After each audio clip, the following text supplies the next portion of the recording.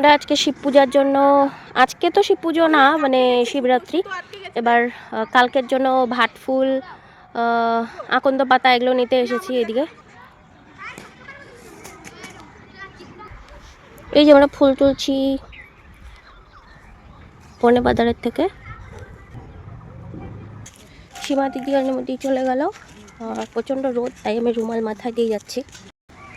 একটু জঙ্গল দেখাই, ওই যে ওটা নদী, ওই পারে গেলে ওটা মাঠ, ওখানে সবাই খেলছে।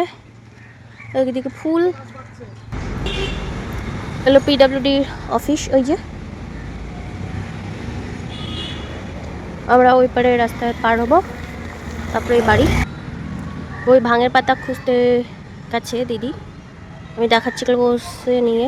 ওই যে জলপাইগুড়ি থেকে যে মাছ ধরা দিদিরা এসেছিল, ওরা আজকে চলে গেল, তাই ওদেরকে বাসে তুলে দিয়ে তারপর আমরা পিডাব্লিউডির বাজারে নদীর ঘাটে গিয়েছিলাম।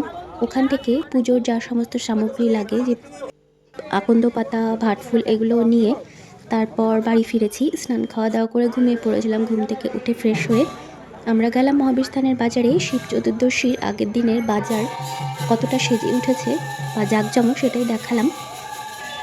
তারপর আনন্দময়ী কালীবাড়িতে একটু ঘুরে এলাম, ভীষণ সুন্দর সাজিয়েছে।